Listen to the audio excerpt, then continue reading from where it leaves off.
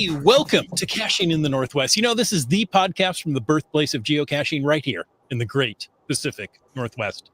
Now, it's Thursday at 7 p.m. Pacific. Surprise if you didn't know that. And they call me Chris of the Northwest. And we're going to talk about geocaches and geocachers from here and all around the globe. So while you're hunting down the man that snatched that signed U.S. Open hat from a child, we'll be caching in the Northwest. Dude, wasn't me. That much I can guarantee you. Not cool, man. Not cool, man. In a big way, not cool. All right. Well, you know what is cool is it's Thursday night, and I'm hanging out with all my friends here. It's I'm here too. Podcast time, and I'm Wits End. I'm glad all of you are here. Tonight, we're going to talk about virtual rewards. Get this, 5.0. Some virtual caches with another awesome HQ lackey. That would be Waterman HQ. So welcome to the podcast. Thank you. We're not quite ready there yet. We're going to jump into the stuff up, and I can tell you that soon may the watermen come to bring us sugar and tea and rum, or something like that. Probably not. I've heard that song a lot. Imagine. I can't imagine why. Listeners, what do you want to know, or what do you want to share about Virtual Rewards 5.0 and all the stuff? I see the chat flying by there. Share all your thoughts, your virtual dreams through that live chat and the comments. But of course, we can't do anything until we bring in our augmented reality orangutan. Some say he was voted as having the best smelling breath of podcasters. And others say if he's not funny tonight, we'll make him listen to Maroon 5 non-stop. All we know is he's called Land Monkey. Well, I'm usually surrounded by a bunch of maroons, so yeah, I think that makes sense. Seems a fitting punishment. I mean, what a maroon. You watch it up there. Ha! All right. Anyhow, yes, great to be back. Missed another week last week, but we are back again. We're without the chat lackey tonight, so we're going to ask you all to be kind to us in the chat, but you always are.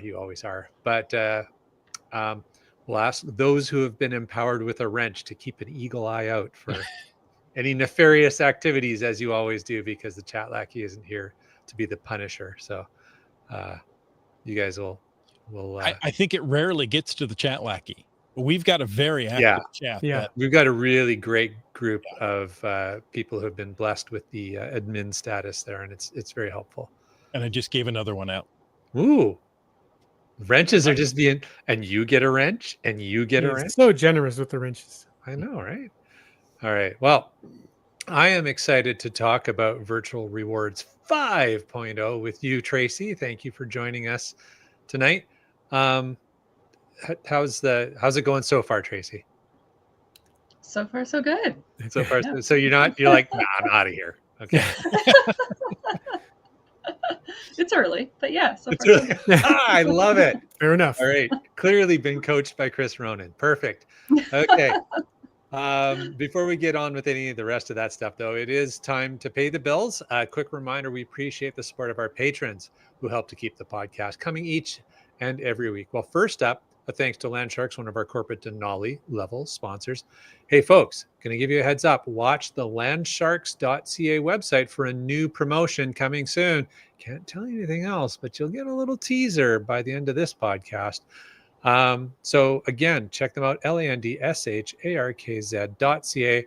There is a new promotion coming very soon, and we'll all be very excited to see that. Speaking of things that are very exciting, Cachly is the premier geocaching app for iOS. Version 8.1 with Cachly Pro features those offline maps of the entire world. So you can navigate while offline. You can do all those cool challenges. You can do your counties and finish those grids. And you can find Cachly in the iOS App Store, or just go to cachly.com. Why not?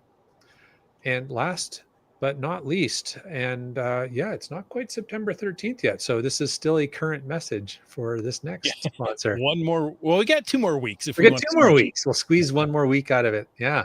Welcome to Valemount. That's right. Hey, I visited Valemount recently and got to spend some quality time with Marcy. Beautiful little community. nestled up in the mountains there. And we even saw the salmon coming up and spawning in the creek behind the visitor center. Super cool. Is the visitor center right there in the middle of everything? It is literally in the middle of everything. You trip over the visitor center if you're not watching. All right. And it's a beautiful visitor center as well, by the way. But yeah, they're nestled in the mountains, surrounded by towering peaks, lush forests, pristine rivers. And you know what? It's time for Veil Fest. That's right. The ultimate mountain mashup of bold flavors, craft beer, lively music, and good vibes. I can't think of something that sounds more fun than that.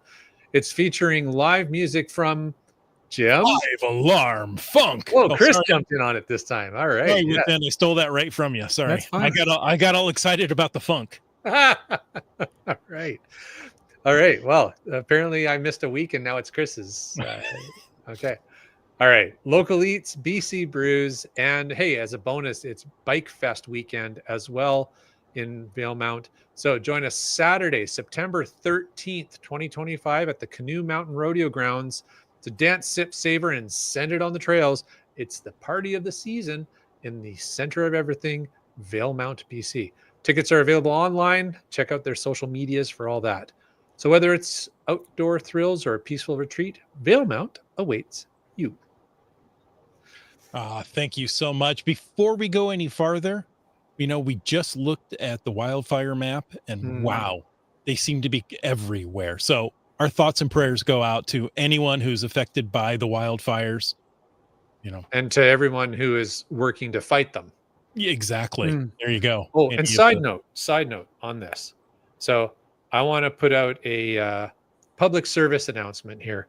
My public service announcement is if you are fortunate enough to own a drone, don't be an idiot. Do not fly it near a wildfire. Somebody did it up here and it struck a firefighting plane. So don't be stupid. If you have a drone, fly it responsibly. As a drone operator, that is my PSA to everybody else. That the first part of that is good at all times. Yes. Don't be stupid. Don't be stupid. Yeah. That's Kinda what I generally try a rule I try and live by. Yeah. I try not to do anything that's going to get me on the front page of the newspaper. Yeah. Well, somebody did up here. So. Yeah. So there you go. And following wildfires, this may not be the right terminology for this next section, but it's time for the glow. And some may ask, what is a glow? Chris, I have a question for you. Yes. What is a glow? Well, thank you for asking. I do appreciate that. This is the geocaching log of the week. So whether you read it or whether you wrote it, we want to hear about it because great logs simply make geocaching better. Now you can send an email or a recording on your fancy smartphone. I'm waiting for people to do that to feedback@cachingandw.com. Thank you so much, GSM times 2. I knew I can count on you guys. You can call in to 253-693-TFTC. You know what? That number still works. We've tested it. And you can do that and show us just how you glow in your very own voice. But since nobody called in and there's an email, we're turning this over to Wits End. Wits End? You're read stuck this with me for us? reading the glow. And folks, he hasn't pre-read this before. This is cold reading. This is what Wits End is best at. Well, Let's I don't know see. about that. This is one of his many skills. It is Dvergmar, Dwarf Cliffs. That's GC8 Echo Golf Kilo Tango. And the log says, I'm out and about in Iceland with Alondro. Give you a hint who that might be. We're in the area for a drive on a very sunny day while on day 11 in Iceland. Sounds like a good day. Or day 3 if they're counting in binary. I don't know which. About this cache, we grabbed this while heading out for our next stop of the day. I can finally state that I walked away with a cache in my pocket, but this time unintentionally. I saw a blue bag that looked like trash and decided to throw it away properly. As I was going to log a DNF, I noticed that someone found it 10 minutes before us. I messaged them to figure out what I was missing. They told me what it was. Well, I was already settled for the evening, but nearby, so I quickly retrieved the blue bag to find the log sheet inside. Total embarrassment set in, so this morning we went back to replace it where it belonged. I put it in a small baggie inside the blue bag. I was sent in by Seaback Tribe. There you go. That sounds like an understandable mistake. Absolutely. Yes, exactly. Thank you for doing the CETA. We appreciate that. Yeah, yeah. Yeah. Oh, that's awesome. Day 11 in Iceland. Do we know how many days Seabeck Tribe and Alondro are in Iceland? At least 11. I was going to Yeah. go with 12 because they went back the next day. Okay. There you go. okay. Yeah.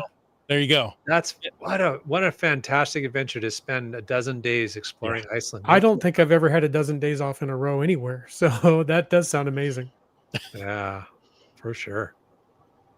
Oh, well, we've got a little news. Tracy, hang on. We haven't forgotten about you yet, but we've got a little bit of news to cover. This one is a new CCE. Well, not a new. And I'm sorry, it's not a CCE. They're hoping it becomes a block party.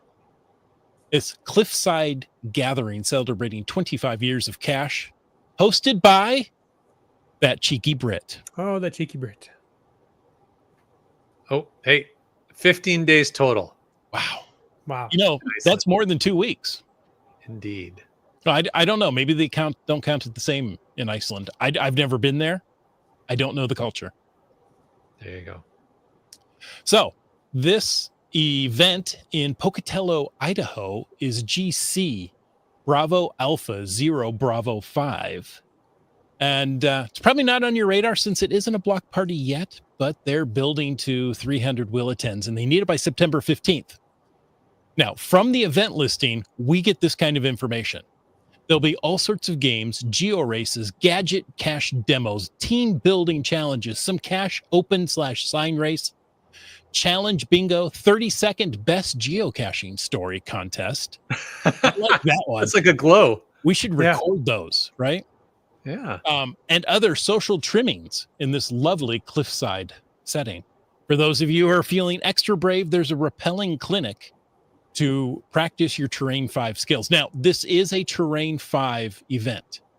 I don't know if you've been to a Terrain 5 event, but I've You have to been to a rappel into kayaking event that was a Terrain 5 Yeah. event, Okay. but the ability to learn rappelling with a rappelling clinic, that is so cool. I love that. let's see. So I've done that with Cool Cowcachers. Ah, there you go. Me too. Yeah. With cool cowcachers, or you have done rappelling? Yep. Yep. With the Cool Cowcachers at the Mhm. Mountaineering Cool. Club. And they weren't all that repelling at all. Funny. There's speaking of cool cowcachers, they shared on the blue bag comment. They shared in mountaineering circles, a stray blue bag is not something you would pick up. I think I know where that's going. Yeah. That's funny. Also, same with the blue ice. Just leave it. Yeah. So they'll also have a challenge, spin the wheel, where you pit your account against one randomly selected challenge. I think that could be very interesting. Oh, So, fun. there Yeah. you go. That sounds like a really cool event. So we were checking the listing just before the podcast.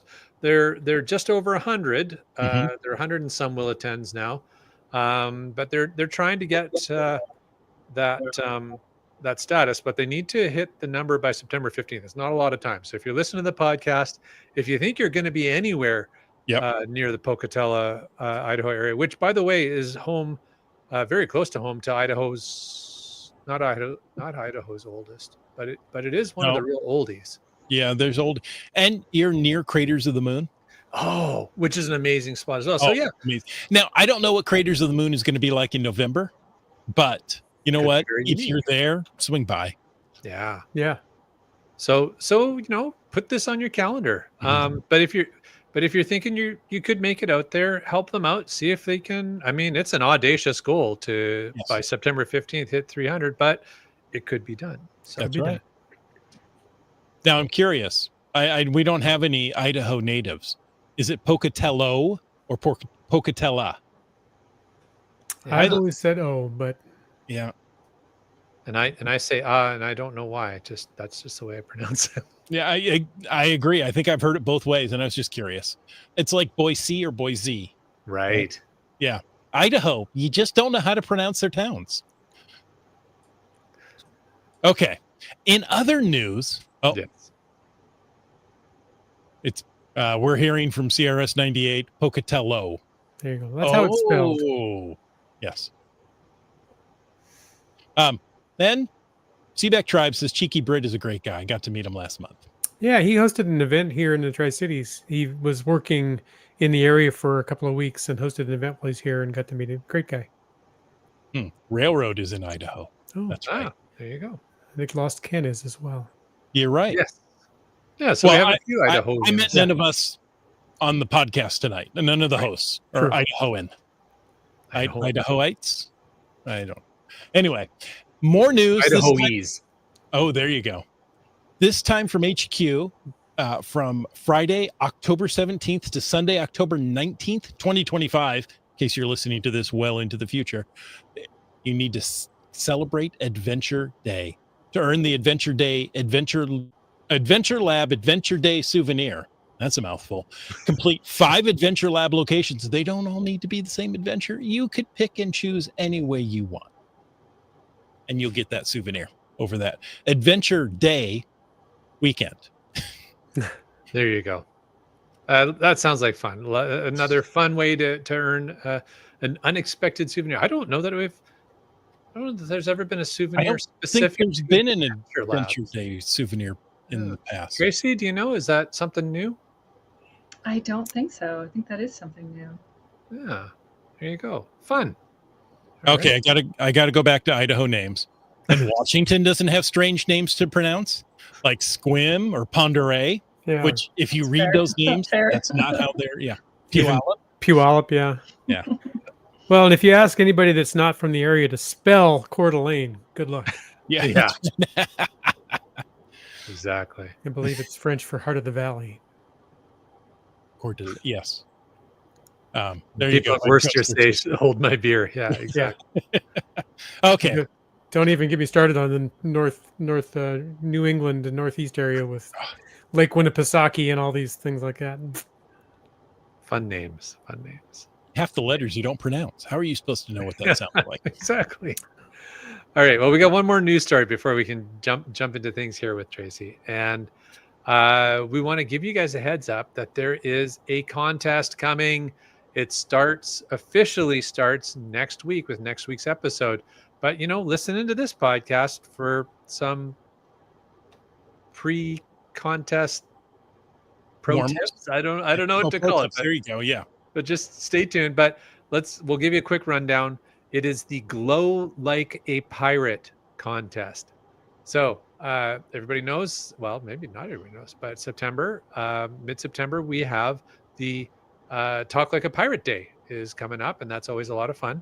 Well, we are partnering with our friends Land Sharks, and there is going to be a Glow Like a Pirate contest for the month of September. So episodes that go live that we record live on September 11th, 18th, and 25th.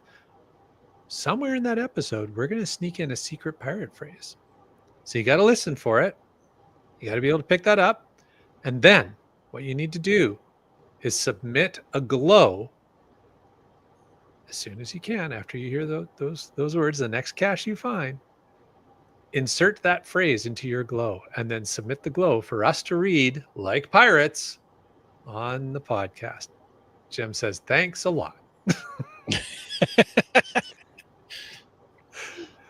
So that's yeah, exactly CRS 98's on board here. So we will read if we can get two a week. We're trusting you guys. You're going to send them in like crazy because you want to win the prizes. The grand prize is a Talk Like a Pirate geocoin, and the runner-up prizes are some trackable tags. All prizes supplied by our friends at Land Sharks. So again, what you need to do is listen to each of these episodes for the month of September to hear those phrases, and then submit a glow submission during the month of September as soon as you can. That includes that phrase or one of those phrases, and then we'll choose a winner by October 2nd. Pretty straightforward. Did I miss anything important? It needs to be a real log. So you Yes. need to submit it as a log. You can just toss that word in there behind a hashtag if you want to, or whatever the phrase be, whatever it be, matey. Toss that in there and send it to us so we can read it. There you go. There you go. Did you mention all the prizes?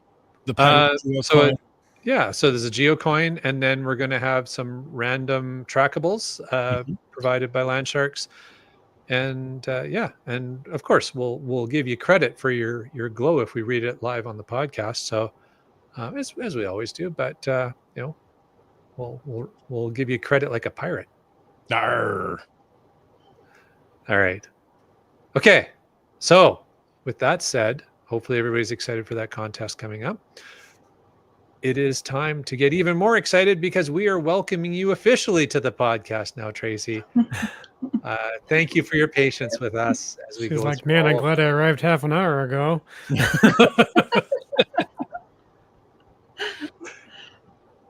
I'm sure it's been great, awesome, thank you. So you've joined us to talk about Virtual Rewards 5.0. We're excited to get into that topic, but before we get into that topic, we want to learn a little bit more about you. So maybe the first question is, what was the most recent geocaching event that you attended? So, And tell us more first about one you, that- like your caching name. Yes. Well, maybe I should start off by introducing myself. And first Okay. off, thank you for having me on the podcast. I'm happy to be here to discuss virtual rewards. Very excited about it. My username is Waterman HQ. My real name is Tracy Waterman. And Waterman HQ is my lackey and personal caching name. My family, so my husband and kids, have their own caching name because I was a geocacher before I became a lackey. So we have separated accounts. The most recent event, I intended to attend two events on Monday on Labor Day, and I didn't quite get there, but I have a good excuse because I was going to get GCD on Mount Margaret. That was been on my list for a couple of years. And in the office, JT Coffee and Geocaches, they hosted a CETO and they hosted a regular event on Labor Day. And they hosted a CETO near GCD on one of the forest trail roads. So I said, okay, I don't have anything going on Labor Day. I can finally go get GCD. And I went with a friend, a non-geocaching friend. I don't know what I was thinking in regards to the time. We showed up at the parking lot at 8:45 in the morning, and the CETO started at 10:30. So technically, if we would have ran up to GCD, grabbed it, and left, maybe we could have hit the tail end of that event. Maybe. But we got up there, we found GCD, no problem. And then my fellow lackeys said, if you're up there, you should really head up to the summit and experience the views. And they said it's slightly steep, which was an understatement. I don't know, for those who have been to the summit, it was really steep to get to that last piece between GCD and the summit. So we decided, okay, we're not going to make those events, but we took our time getting to the summit, picking blueberries along the way, finding caches along the way, and it was a lovely day. So I didn't get to attend those events, sent my apologies, but did get GCD and the other caches. So that was a successful day. The last actual event I attended was a paddle cache event a few weeks ago. There's a couple of lackeys who have been doing a monthly paddle cache event after work, so T5 event. And I don't have a kayak or a paddle board, so usually they're nice enough to give me a spot in one of their boats and go out on Lake Union. And yeah, we get to see, there's lackeys out there, but local cachers too, and it's a lot of fun. And they've been very lucky with the weather in the last few months of those. So I think they'll have one coming up in September, and then maybe we'll shoot for October, but those are fun events. I used to attend regular paddle events in elementary school in the principal's office. But that's, yeah, slightly different. Back in the day, yeah. yes. So Tracy, I'm going to interject just for a moment because there's some fun stuff going on in the chat talking about the GC code, the cache that shall not be mentioned, and I guess that's it for the podcast. So this takes us back years in the history of this way podcast. back. There was, and I can't even remember how it all came to be, but we got to a point where that particular GC code was being mentioned so many times during a particular episode that Chris said, "That's it. Somebody says that GC code one more time and I'm ending this podcast." And he was true to his word. Somebody mentioned it, and he ended the show. So now it's an ongoing joke. So, Yeah, it's a running so gag. people in the live chat are losing their minds because she keeps saying it. Starcaster says, "Oh no, she finally gets to speak, had and no then she idea. immediately ends the show." I promise, There you I go. had no idea. Not That's my- fine. I thought I'd let you in on the inside joke because Yeah. otherwise it's just going past. Thank you. No worries. Well, Tracy, we had went and found that cache prior to the ape event, and Okay. you know, that's again, I think we started at 6 a.m. or something, hiked up, got back in time for a 10 o'clock ape event, and so I wanted to talk about the ape event, and then we'll come back and talk about the cache that should not be named on the next show. And they're like, "Well, what about that?" We're talking about it next show, and they wouldn't let it go. There you go. So So that was Chris's "Don't make me turn this car around" moment. Yeah, yeah. exactly. Gotcha. I walked right into that one. Oh, Oh, good. maybe just Carlo has a good idea. It should be turned into a drinking game. Hmm. Return Come of prepared hashtag next time, podcast yeah. drinking. Yeah. Okay. Now, after all of that, Yeah. Tracy, what did you mention what your role is at HQ and how you're involved not. with virtual rewards? No. I've forgotten where we Not are. at all. I know what we're not supposed to talk about, but what are we supposed to talk about? Okay.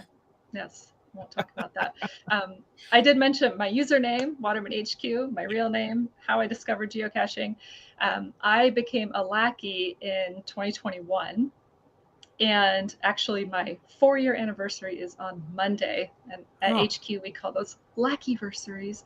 Happy So my lackyversary. lackyversary, thank you, is on Monday. And I am a member of the Community Volunteer Support Team, or the CVS team. So I think you've interviewed various members of our team in the past. Mhm. The volunteer support team, our primary responsibility is to, it's right in the title, to support the community volunteers. So we have about 380 volunteers worldwide, and that includes reviewers, translators, and forum moderators. Our team also stewards the guidelines. So if anytime we're going to make a change to the guidelines, there's a lot of thought that goes into that, a lot of process around it. Our team handles that. Or if another team wants to feature a geocache in a marketing collateral or social media, they'll run it past our team to make sure that it's guideline compliant before it gets put out Good there. point. Yes. And our team also is known as the mystery cache type of teams at HQ, because any project that doesn't fit on another team specifically will end up on the CVS team, unless it has to do with engineering or coding. We don't get involved in that. But anything that touches the community will end up on CVS, and virtual rewards is one of those. Also the locationless cache, CCEs, those are all on the CVS team. And Chris on our team does PR for geocaching. It's on I've the heard of CVS that. team, so that's not, it might be familiar. Yeah. So we do really have our hands in a lot of different areas, and it's fun to work on different projects at HQ. Tracy, I feel like you're finding a nice way to say we actually do all the work. Well, but there is that big caveat of no engineering and coding. No engineering, That is an yeah. important piece of the company too. Yeah, but guidelines. If you've ever sent an appeal, that Mhm. comes to our team. We review appeals as a team every day together. So that is what we do. You got some positive feedback from GSM times 2, who's giving praise for the change in the earth caching guidelines. That was earlier this year, wasn't it? Yes. Yeah. Yeah. Well, that's Tracy, great. Yeah. Tracy, you also mentioned the cache of the week, which I was going to bring up because the cache of the week this week is how to trap a monkey. Mm. Hmm. Just thought it was Or appropriate was it the? Yeah. with the big mouse trap. Yeah. Yep. So- The mousetrap. I have not found that one. Has anyone else Nope. found that one? I'd be Apparently, curious. Land Monkey has not either because he's still free. He's I'm still still here. here. Yeah. Still here. Still I here. found- That's the one that's in Alabama, right? That was Yes. featured on the blog. Yeah. I've seen similar, not to take anything away from that cache, but I have seen a similar design of a cache and experienced that in other places, but managed to escape. So that's why I always cache with Mrs. Land Monkey. There's two of us, so when I get There you caught, go. she can get me. Spring She the can trap. drive away and mark the coordinates where you are. That's Yeah. right. Guess I'll send somebody later. Yeah, Tell search and rescue where to find him. exactly. Well, yeah, I've often also had jobs where I wear a lot of different hats, and it keeps it fun and exciting. Hmm. And you mentioned, I think, in the notes, Frau Potter. I think, and she's been a previous guest on here when she was elected. Yes. So, Yes. So and lived to tell the she tale. is the one. Yeah, she is the one who sort of founded the virtual rewards program, and I am filling some very big shoes. She retired in January. Okay, Living her best retirement life. She is on all types of fun adventures. So that's yeah, I fantastic. ran into her at an event the other day and got the chance to talk to her. Cool. So. Well, speaking of virtual things, virtual caches, can you explain these virtual rewards, what they are, how you're supposed to find them or log them or any of those things? Tell us all about them. Yeah. So for virtual caches in Yeah, in virtual general? caches. Okay. Yeah. So virtual caches, the core of virtual caches is to bring cachers to a location rather than a container, like a physical cache. And the intention is when someone places a virtual cache to bring cachers to a location where maybe a physical placement wouldn't be possible. So at a national monument or something iconic. And one of the reasons virtuals became a legacy cache type originally was because people were not being so thoughtful about where they were placing virtual caches. There are no proximity conflicts with virtual caches. There weren't, and there still are not now, even with the virtual reward. So people are placing virtual caches, on a stop sign or on a fence, and it created a lot of problems and headaches for reviewers. Yeah. This is why we can't have nice things. Yeah. Yes. Well, you can have nice things in a limited way in a virtual reward. That's what the virtual Always reward's somebody for. that has to spoil it for everybody. Is that usually me? Is that what you're saying? I didn't say that. Okay.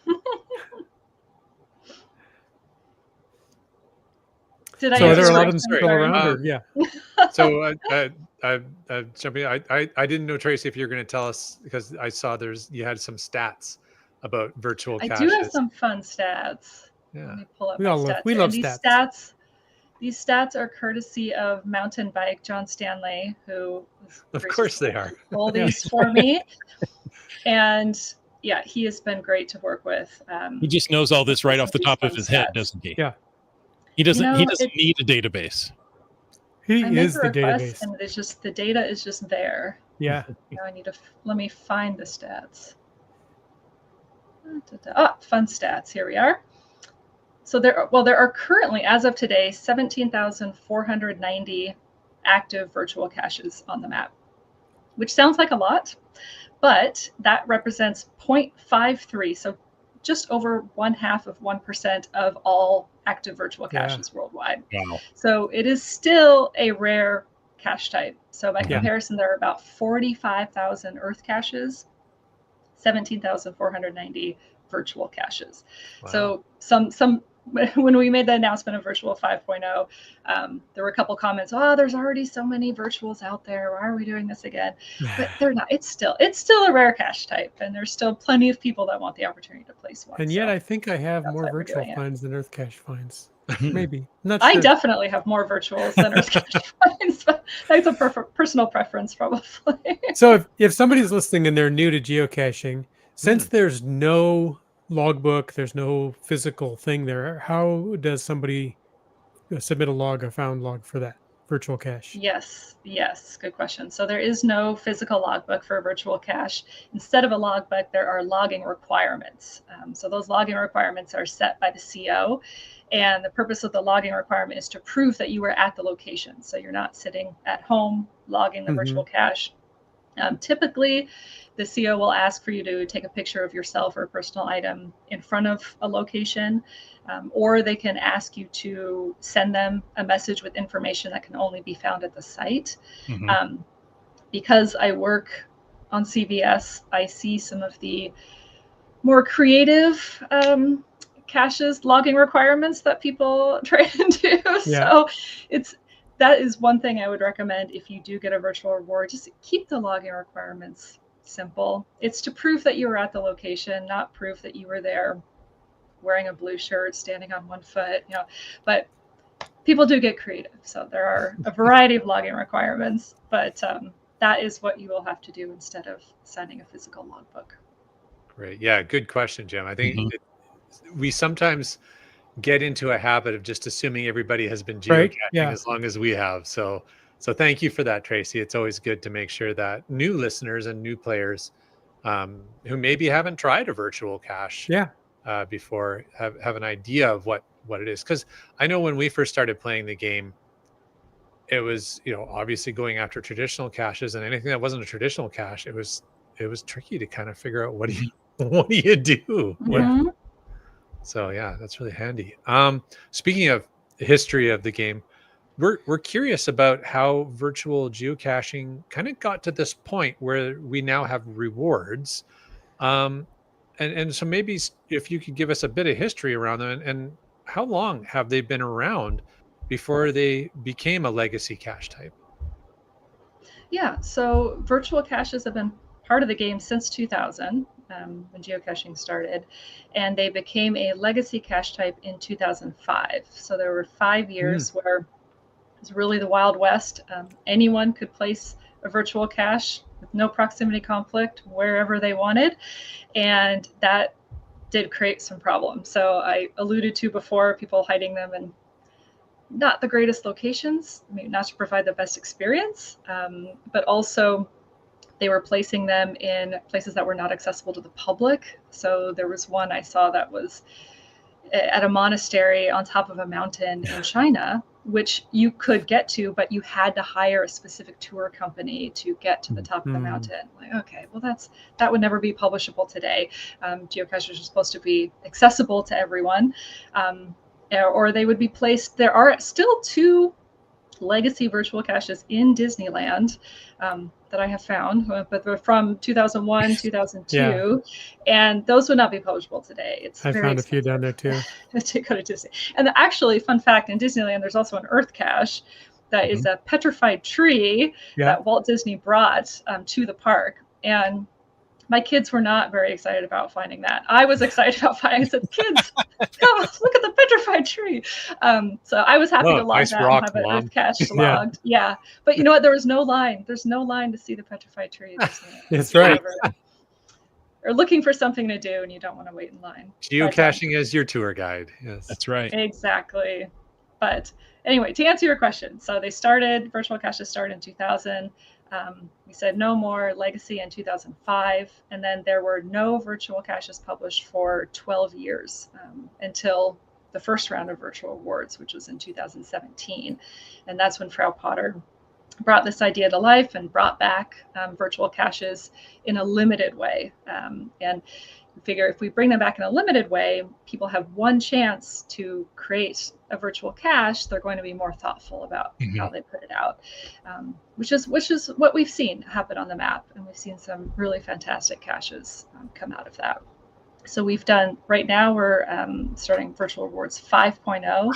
The first round was in 2017, released 4,000 caches. The next round was in 2019, again, 4,000 caches. Again, 2022 was the third round. That's where I earned my virtual reward. It was very exciting.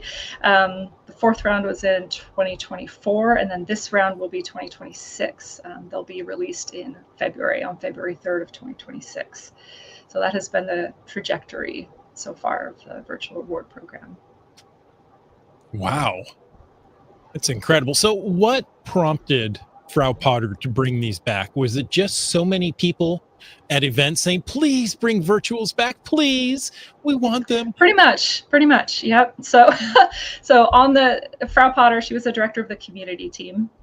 And so on the CVS team, also our job is to listen to the community and take feedback from the community. And this was before my time as a lackey, but I've heard from Cindy and other lackeys that were around at the time that, they were constantly being asked for virtuals to come back. So Cindy found a way to bring them back in this way that is manageable, rather than saying, okay, just everyone gets one. this way people earn it and they feel like they will put time and effort into creating it. Sounds great. So let's see, where are we? I've completely lost myself here. If somebody is rewarded, or how does somebody get rewarded? What are the expectations that HQ has for geocachers? If I'm awarded one, can I go now place one in Disneyland or in a monastery, or what are the expectations on me? No. Well, the first expectation is please hide it, publish it. That is use it, right? First primary goal. So the first round of virtual awards, about 2/3 of the virtual awards were actually published. And so since then, we've learned each round along the way, what can we do to better disperse the virtual rewards geographically? What can we do to encourage people to hide them or to get them in the hands of players that are more likely to hide them? So the last round of virtual rewards, 90% of the caches were hidden or published, which is good. My goal is 95. Or better. So happy to come on this podcast and spread the word, but I'm going to be just evangelizing, get your virtual caches published if you do receive one. But beyond that, if you do receive a virtual cache, yes, of course, get it published and give your reviewer enough time to review it. Don't submit it the day before the deadline, please. But we want folks to be able to submit their cache. I mentioned before about the logging requirements. If you can keep the logging requirements simple, that's great. And then also make sure you visited the location within the last 2 months. That's a requirement. So we don't end up with virtual caches all over the place where people have not visited. Very good. Very good. Yeah, it's exciting. I mean, obviously, for a lot of us, it's really exciting to win that opportunity in the lottery to place one. We were able, in I believe, Virtual Rewards 4.0, fortunate enough to get one that we put out in what we felt was a really unique and fun location in downtown Vancouver, BC, up here. And we get lots of favorites on it, which I think that's the other thing. Like, if you do it well, like, it's a favorite point magnet, right? So like, if you like getting favorite points, then so GSM times 2 felt a lot of pressure to create a worthy virtual reward. Yeah, and I think there is some pressure. Maybe before we get into our next question, what do you think of that, Tracy? That comment from GSM times 2 that there's a lot of pressure to make your virtual reward worthy of that opportunity. Yeah, I think there's some truth to that. And I felt that as well when I got my virtual award. I knew right away where I wanted to put mine. I had thought about it, and mine is at Deception Pass, not too far. And it's where I grew up. And like you said, Lamb Monkey, it does get a lot of favorite points, but it's a place that's sentimental to me and a place where I would want to bring geocachers. Sure. But I had a few coworkers who also received a virtual award when I did, and they were soliciting for ideas. And I actually held an event because I wasn't quite sure when I first got the reward where I was like, do I really want to do Deception Pass? Should I consider other options? So I held an event locally just to solicit ideas for, if you got a virtual cache, where would you put it? So that was really interesting. And now I see that there are virtual caches at those locations, which is fun to see. But I think the pressure to create a quality virtual is certainly there. And I think one of the reasons that we see people procrastinate and wait until the last possible time is because they want to make sure they're placing it in the best place possible. And I think that's, well, I mean, what's your thought on it? I think that's okay. I mean, we procrastinated a little bit because we were, for exactly that reason, that it wasn't that we were just putting it off like, oh, well, whatever. It was because we felt that pressure. And I think we nailed it with ours. Sounds like you nailed it with yours.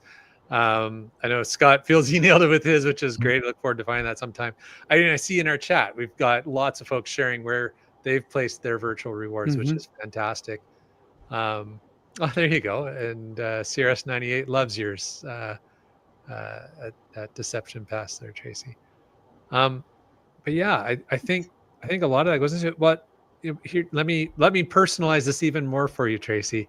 What's your favorite virtual geocache that you've ever found? No pressure. Yeah, And who's that's your favorite impossible. child? Yeah, exactly. Exactly. I don't know if I could think. Virtual has been on my mind a lot lately with this program, but also personally as a player. So I went through my virtual cache finds and I organized them by number of favorite points because I was Okay. curious, what are some of the ones that are most popular just purely by the favorite point perspective. And it was a nice walk down memory lane. I remember when I was in New York and I was in Paris, and but I scrolled through my finds trying to think, okay, what is a good memorable virtual cache? So I can't say that there's one specific cache that is my favorite, but one of my favorites would be a cache in Spain. I went to a mega event in Spain last year, which was fantastic. And the day after the event, I saw there was a virtual on the map not far from the event site. And it was in a small town. And I walked down the sidewalk of this small town and I was following the map. I thought, where is this taking me? I turned the corner and there was a trail out of nowhere. And I went down this little trail and it ended up in this clearing in front of a lagoon area. And this was at sunrise early in the morning. I heard like a dozen different types of birds. I was there by myself. I walked down this wooden walkway and there's a question for the logging requirement was to say how many wooden slats are, on this structure facing the lagoon. So I went up there and counted them, but it was really the experience of being there at sunrise by myself, discovering this amazing location that I would have never been to had geocaching not brought me there. Yeah. That was certainly favorite point worthy and a fantastic experience. But I've visited quite a few different locations that I would say would be my favorites. But if I had to say, that was a good experience. Fantastic. I'd be curious. I don't know if this works with your format, but if people can write in the comments maybe what some of their favorite virtuals have been. Well, CRS98 those said stories. his most Spread your exotic was at the Great Pyramid. Probably my most memorable that cache of is all the time. that is the most highly favorited cache in Africa, I believe. The one at the Great Pyramid. And the one at the Las Vegas sign in Las Vegas, that is the most highly favorited cache in the US. That makes sense. I could see that. Yeah. I was looking at that not too long ago. You have to line up. There's a line to get your picture taken in front of that sign. You can't just walk up, snap a picture, and move on. You got to queue up. There's a large queue. You can from a different angle. That's true. That's the backside of the sign nobody cares about. I forget where I was. The people were just lined up to take this picture, and I just walked off to the side, snapped a selfie, done. I don't care if I have the perfect straight on shot. We did something similar when we were in London the last time, Jim. We went to the Harry Potter. Yes, to the platform 9 3/4, and there's a huge snaking queue of people, and of course nobody takes a quick picture there, right? They're all like posing and they do this. So we were like, well, I'm pretty tall, so went to the outside of the queue and took a picture. Like, all right, we're good. Totally acceptable. Yeah. I forgot one of my fun facts, my fun stats that I wanted to share is that there are currently virtual caches in 172 different countries. Wow. Oh, wow. And the average favorite point percentage on virtual rewards 4.0 caches is 26%. Ooh, that's pretty good. Which is significantly higher than the average cache. Yeah. A great question came in, and I think it relates to the story you were telling about the cache you found in Spain, Tracy, from Just Carlo. And he's asking, what about a good location for a virtual, but there's already a traditional there? Should someone prioritize an area without an existing physical cache? What do you think? Not necessarily. I mean, if it's a place that you want to bring geocachers that will provide a memorable experience, you're welcome to do that. For me, I wouldn't want to use my virtual and place the icon on top of a traditional cache icon. But if you're concerned that a traditional could be placed there, but you want to place a virtual, I don't think there's anything wrong with that. There you go. Fair enough. All right. Well, now, if just Carlo is lucky enough to get into this year's pool, what is he going to have to do? What's the criteria for getting virtual rewards 5.0? Yes, so the criteria have changed for each round, and this time, last time it was placing a cache with a certain number of favorite points. This time we've upped the bar a little bit. So to qualify for a virtual reward 5.0, you need to hide 3 non-event caches in 2025. So we made the announcement on July 29th. So if you already placed 3 caches before July 29 when we announced, you've already qualified. Congratulations. If not, you have until December 31st to hide those 3 non-event caches. There are some other qualification criteria that are, so you have to have created your account before July 29th of 2025, which is when we made the announcement. That's to try and prevent virtual rewards to going to sock accounts that are created specifically to hide caches for that. Yes, I know they exist. And then your account needs to be active within 4 months or so. So we want to give virtual rewards to players who are active. So either log into the website or the app. Nice. So, Alondro, you asked where your favorite virtual is. He says his favorite is at the Golden Spike in Utah. It was also his 4,000th cache. Is that one of those?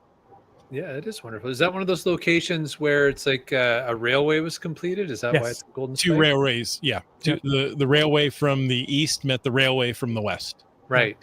I visited just on a very recent road trip we did through British Columbia. I visited such a location where there is a virtual on the Trans-Canada Highway.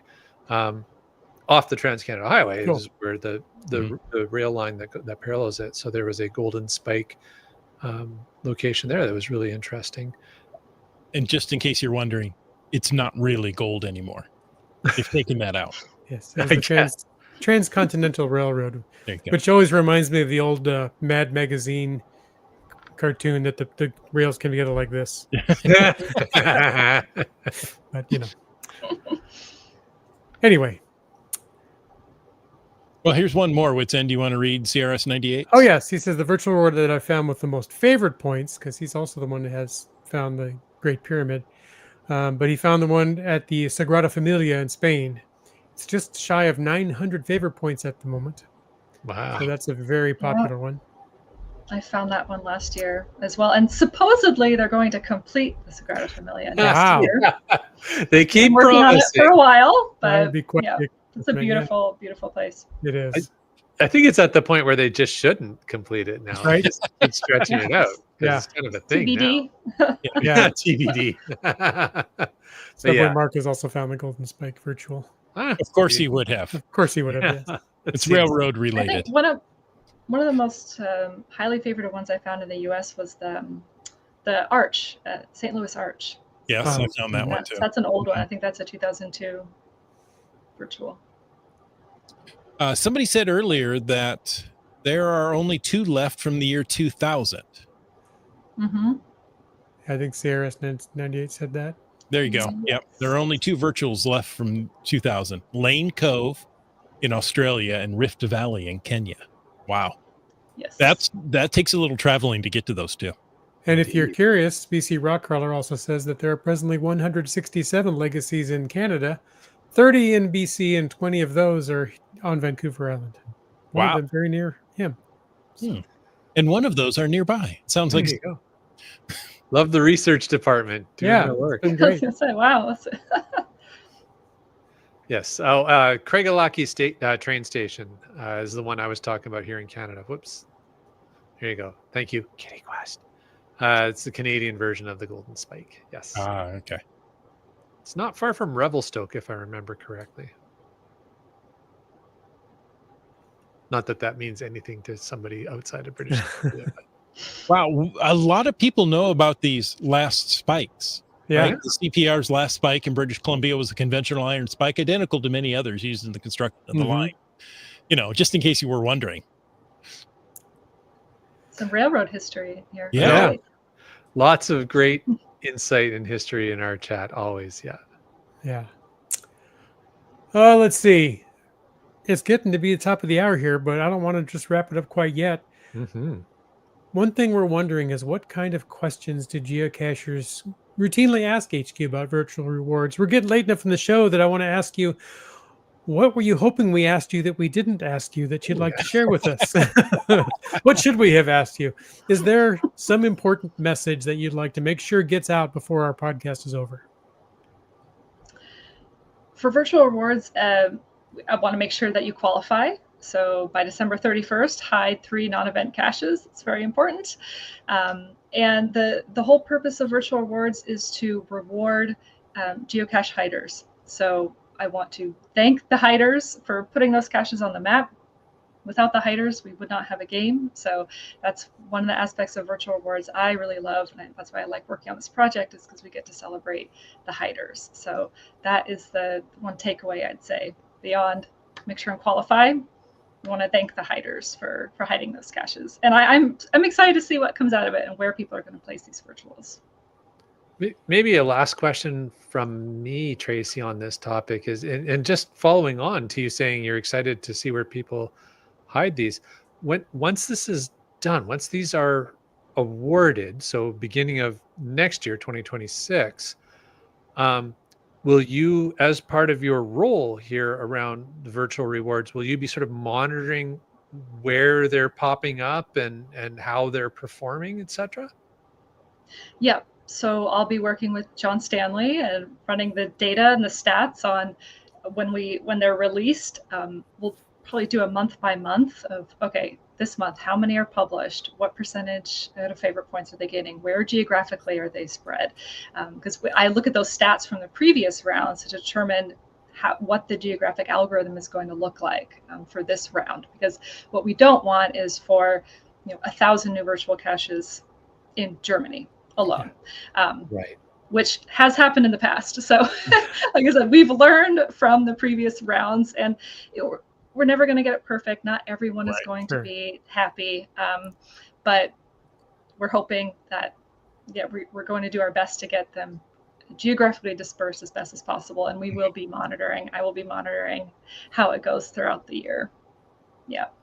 And I think you asked what kind of questions we get from cachers about virtual rewards. So I took a look at some of the blog comments when the blog was announced, and the forums and social media and whatnot. And a lot of times they'll ask, well, how come I haven't gotten one yet? Why haven't I gotten one yet? It's a big one. So we're hoping, if you have qualified for previous rounds of virtual rewards and you have not yet received one, you are going to have a much higher chance of receiving one this time. So we're hoping to capture a lot more of those folks in this round. But you still have to hide 3 caches, correct? Even if you didn't get in the previous round, didn't get one of the previous rounds, qualified, you still have to hide 3 caches to get into this round. Yeah. Correct. So we want to reward those folks that are adding caches onto the game board. Yeah. Tracy, I don't know if it's helpful for you or not, but I'll just share this. I've learned how to answer questions like those, actually with some coaching from Stephen Colbert. And so when I hear, how come you're not rewarding me? Why is it that I'm not getting something? The way to answer it is simply to lean in quietly and say, because I don't like you. See how that lands. I don't know. Maybe give it a try. You'll notice the conversation ends quickly. I'll run that past Rockstock for our PR department. There you go. Yeah, Iham's helping you. Yeah. Because I don't like you. There you go. Yep. So where's the virtual reward? There were some other questions that we've gotten from folks. And is it possible to bribe a lackey to get onto the list without hiding the 3 caches? I mean, what dollar amount are we talking here? Are we talking donuts, or are we talking, a new car? Well, if you ask Frau Potter, she designed the virtual reward program, and she didn't even get one until round 4. So if there was a way for a lackey to have any power of giving virtual rewards. Yes, Gia, same thing.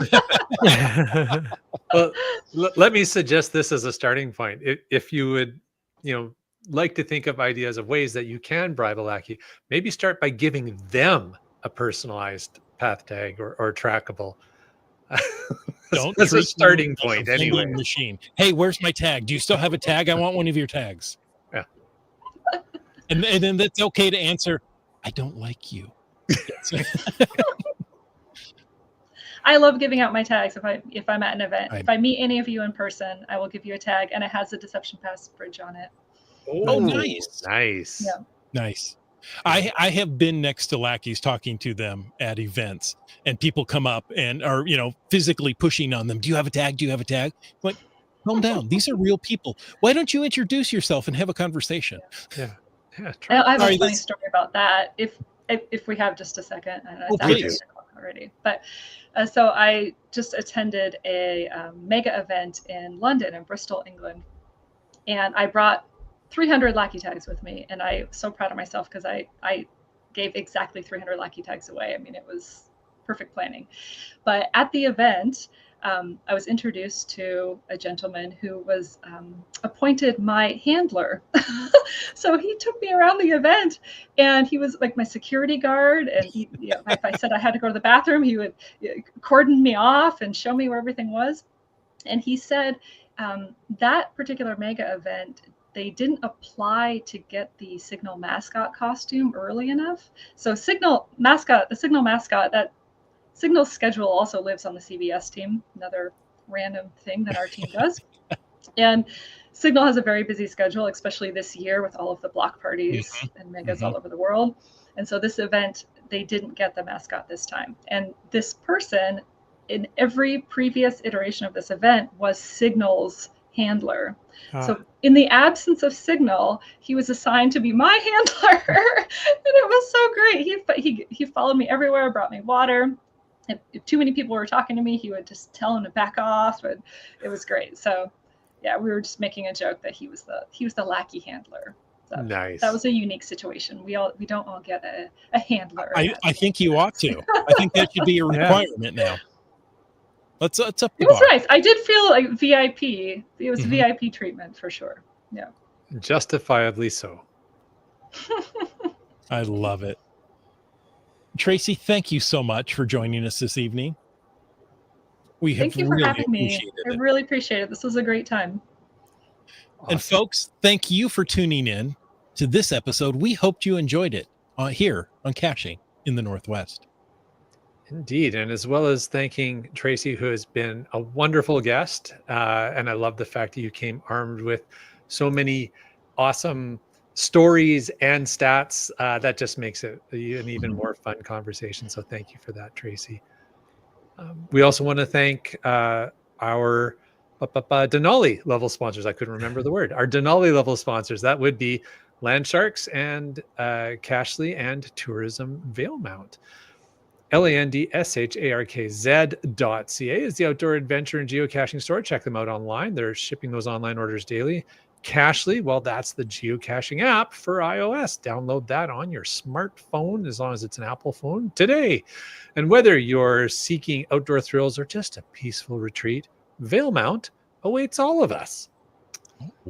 So we want to thank, of course, our Denali level supporters, and that includes Landsharks, Cashly, Tourism, Valemount, but also Cool Cow Cachers, active in the chat tonight, giving us some advice about blue bags, and Hawaiian Miley, who joined us a little bit late, but she's here.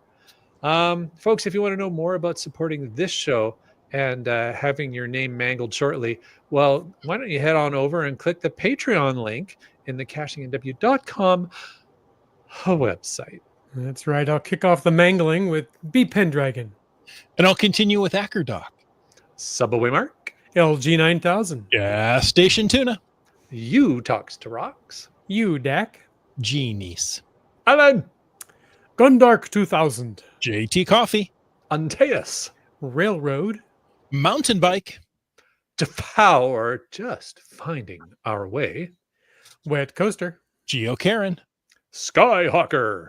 GeoNav Pro, Sprouter. Kitty Quest. Team Noltex, Logwork. The Camp Clan. And W Cats.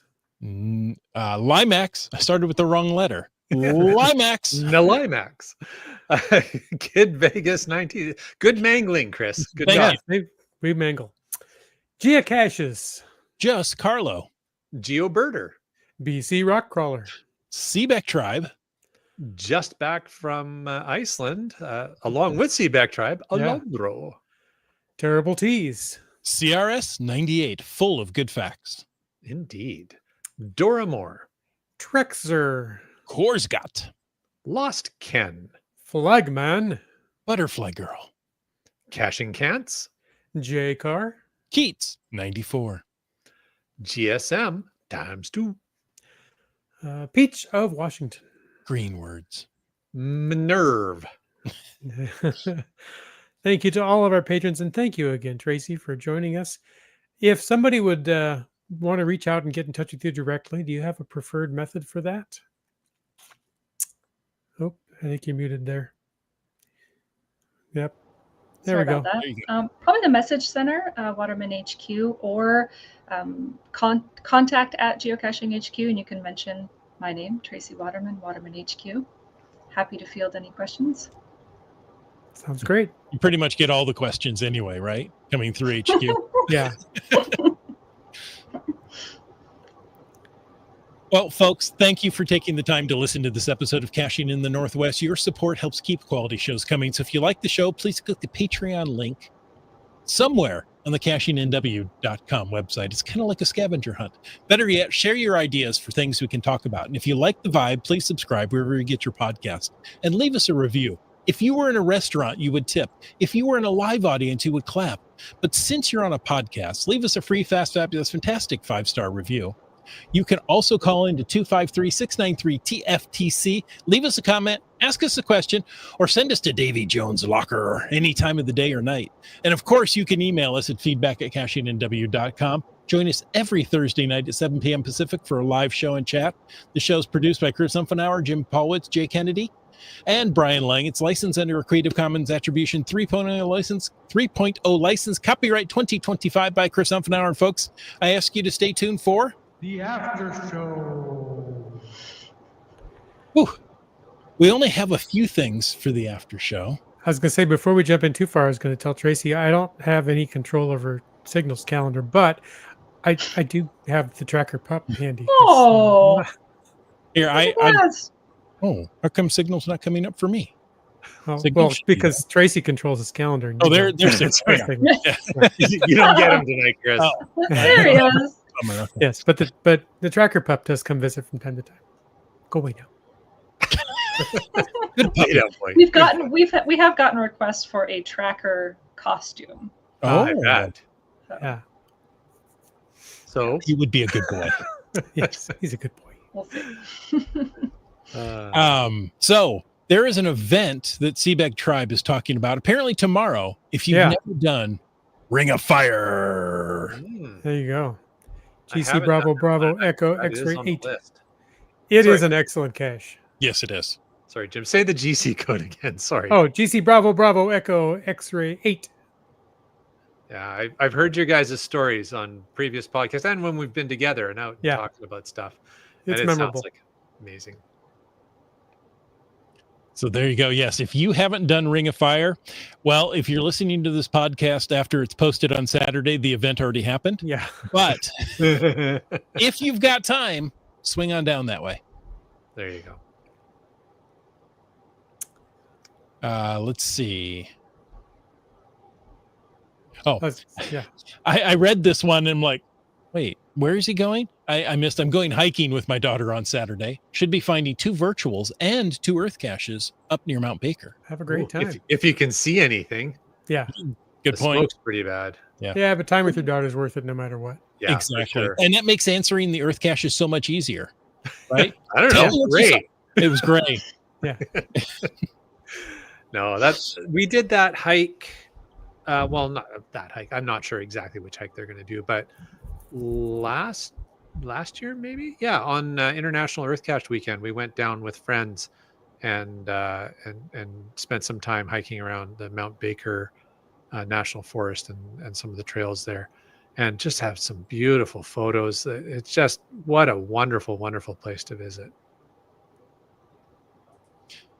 Okay, so Ring of Fire is on the 6th. That is Saturday, Day after tomorrow. Yep. day after tomorrow. But if you're getting this Saturday at noon when it comes out, Probably still too late. Yeah. you might have missed it. But If you're listening- nonetheless, you know what? Yeah. Go do Ring of Fire anyway. Yeah. Railroad thinks this is a great show 11. Thanks. I think those are supposed to be exclamation points. In fact, that's what I'm going to say.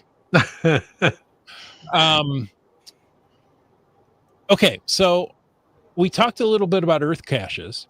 I got an Earth cache log this week on my Earth cache, which is just simply a picture of the sign. No other words. And I'm That's fine. thinking of saying no. Someone didn't get the memo. Yeah. Yeah, okay. I know they were there. That's a big bonus, right? Because I can tell the people who have done this on Wikipedia, because the height of the mountain is not what it says on the sign in Wikipedia. I can immediately tell, nope, you weren't actually there. But this is the first time I've just had a picture of the sign. Picture of the sign. Yeah. I mean, my gut reaction to that would be that it's someone who's new to the game and just doesn't understand. Mhm. They didn't read the description. They didn't follow. They just, no comprende. How many finds do they have? Well, I don't know. I didn't look because it came through the messenger. Right. Yeah, of course. So did they post the answers to the No. logging requirements on the side? Good question. No. They did say they found it. Help me. TFTC? Maybe. Okay, keep going. I got to come back. Okay. Now we're curious. All right. Well, I was going to say, where thanks was for this the one? quick stop and nice view. That was the log. They have over 1,000 finds. Okay. But maybe no Earth cache finds or very few yet. Who knows? Anyhow, somebody should write a book about that. Oh, we should have an episode on that. Maybe we should. How to answer an Earth cache. It's something I would love for us to talk about again. And leading up to International Earth Cache Day, I think is always a good time. I was looking at our show schedule this week to see if we could fit something like that in. So we might try that. Well, continuing the theme of the topic tonight, the virtuals, Kitty Quest said, my most favorited found virtual is Capitol View in Washington, D.C. It's also the oldest cache in Washington, D.C. I did a lot of virtuals in DC this year. That upped my virtual count. I was going to ask if all of you have done that. Have you done that, Tracy? I have not. That's one of those locations that I haven't been to since becoming a cacher. I think Cliff mentioned Table Mountain in the comments too, in Cape Town, if that's the one he's referring to. And that's South Africa is one of those countries that I went to before becoming a cacher. I don't know if I'll, when am I going to go back there? I don't know. I'd love to. Right. Love to, but yeah. I have found a lot in DC. I don't know if I have found that one or not. I'd have to go look. Oh, CRS 98 sounds like somebody forgot to put in draft mode when they took the picture. Could be. Maybe. That could be it too. And Hawaiian Miley says, who's excited for GC Beta 3 to Papa Delta, which is the Geo Oregon event at Shampooey on the 13th. Yeah, where it all began or whatever. That's it. I think is what it's called. Yeah. Yeah, I think they can legitimately make that claim in Oregon. Yeah. Exactly. That's cool. So I was hoping we'd maybe be able to try and swing that. It's not going to work for us this year, but how about any of you guys? I'm planning on it. Yeah. So Wits End and I will be there. We're going to be on a panel with some lackeys asking questions, seeing if we can embarrass them in any way. Tracy, sorry, did you say it's too far? Yeah, get them. It is. I did the Google Maps and it's just too far. Yeah, because I would have to come back down in one day and. Oh yeah, it's 3 or 4 hours from here, but I'm gonna make it over there. Yeah, we've got a hotel room for the night before. We'll stay through and then determine. Are we too tired to head back, or do we start? Wait, maybe we just stop at Subway Marks. Surprise! There you go. CRS98 will be in. What is that? Champ O egg? Yeah, that's it. Yeah, always a fun one. Sorry, it's shampooy. We have to make fun of it. Good. Gia's Sorry. Yeah. She's going to be heckling the lackey panel from the crowd Yeah, because you it's should just like have public Gia on speaking. your I'm okay with podcast. heckling Yes. publicly, but I don't want to speak Yeah. publicly. You should invite her on the podcast. She's been on several times, Yes. Yeah. Oh, good. Yeah. Great guest. especially if there's anything yeah. involved with Gilby. Yes. Yes. When- No, Gilby head girl. She is well beyond that single issue lackey now. Yes. Absolutely. Although her immediate response is, I love talking about Gilby mostly. There you go. Be fun. Well, folks, thank you so much for joining us. And until next week, get out and get caching.